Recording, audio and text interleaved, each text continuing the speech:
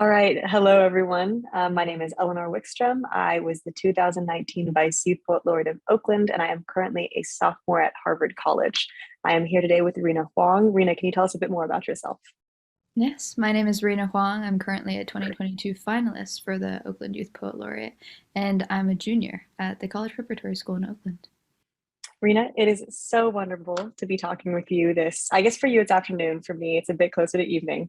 But since we're here, obviously on the topic of poetry, I would love to hear what got you involved with this work and what made you interested in um, joining OYPL and getting involved in this space a bit more.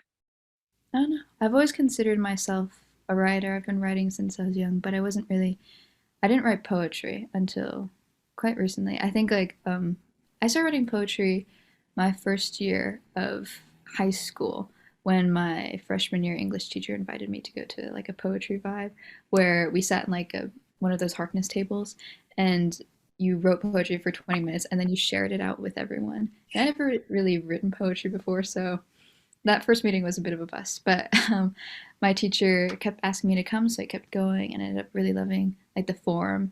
Um, I don't know. I really like poetry. It's I feel like it's easier for me to put my thoughts together in that sort of form in contrast to like a more formal paragraph, lines, etc. And then I found out about OYPL because some people at my school had also done OYPL. I also heard about this program through word of mouth and through someone that I had, um, Samuel, who is the laureate my year. We had kind of done poetry related things together, moving up into high school, and so I think that's probably one of the most beautiful things about OYPL in my experience is fostering those kinds of connections. And so knowing that you kind of got introduced into the poetry space along with your peers, along with a mentor who saw something in you and wanted to kind of cultivate that a bit more. What do you think the role of poetry is within youth leadership in Oakland? What is that potential? What does that look like for you? I think poetry just by definition is like a sort of condensed form. I feel like you need to be able to sort of convey just as much in like a couple lines in comparison to like a paragraph form. And I think that's really necessary in leadership to be able to talk to the people and have them understand you in the same way rather than having some sort of long, lengthy speech. Well, those are important, of course. I think in poetry it's a lot more useful, especially because I think art is very universal. And even if you don't understand poetry, I think just hearing the rhythm of words, etc., can spark something. And I think art as a form of resistance is always like a really great it's always a really great thing to think about because I feel like art in general is just very uniting. Like museums, beauty. I think it's wonderful. Yeah, you speak very eloquently about um, the power that poetry has, not just like within a community, but also within like individuals that it moves. I would love to hear if there's any topics in saying that art is resistance, if there's any topics that you tend to gravitate towards in writing your poetry. I think I like to write my poetry based on sort of my own experiences. So I'll talk about like my history, my family's history as just as being like a second generation immigrant. I'll talk about my parents. I'll talk about my grandparents often. I'll talk about the relationships that's up with me. I'll talk about my relationship in America. Um, I don't know. I think it's always interesting to write from the like the point of view of yourself, like as like each poem as a little memoir of yourself, because Mhm. I think all poetry can like reveal something about you.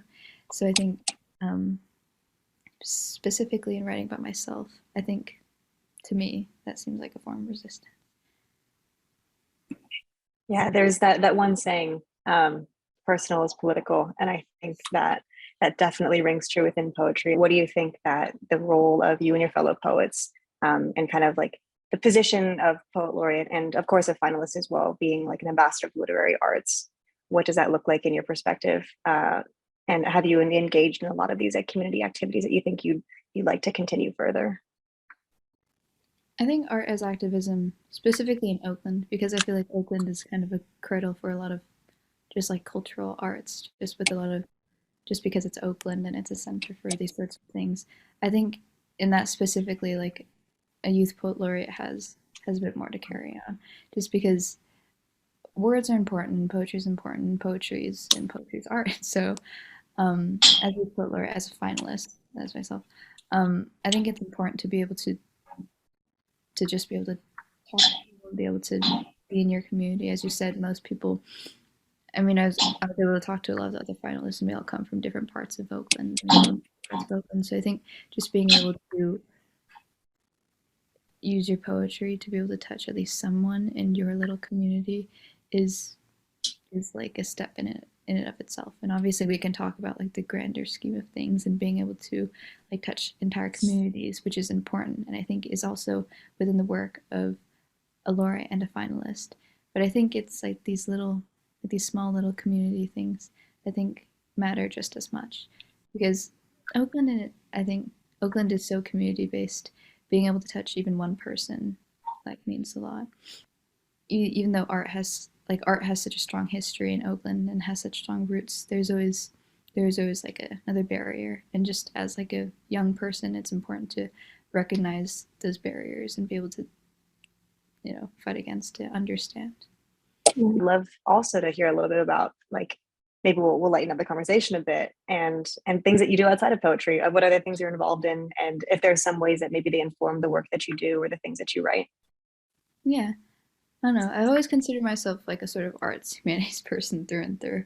I really love English. I love history. I play an instrument, so I play the viola. I play in a symphony. I love to write, of course, poetry. But other than poetry, I really like writing memoirs, which I feel like ties in because I feel like poetries are just like my poetry, at least. Really. Sometimes the line between forms can be kind of blurred, I feel. Yeah. Yes, exactly. I would love to hear if there's any last words that you want to give to the audience who's watching and hoping to get to know you a bit better out of this interview. I don't know. It's the program isn't really about me. I've I'm really grateful that I have this opportunity. I really love being able to I don't know talk to other laureates and talk to my fellow finalists. But no, arts in Oakland is very important. It's always important to keep fostering that sort of community. So it's up to the community. Yes. And it sounds like, I mean, you're already doing such important work as a finalist. But I think that this program will forever be grateful for the involvement of people like you who are able to keep these conversations going. So I'm personally very excited to see how this all works out, and excited to looking forward to the finals as well, and for the chance to see everybody perform live. So thank you so much for talking with me today, Rina. Thank you so much for hosting. All right.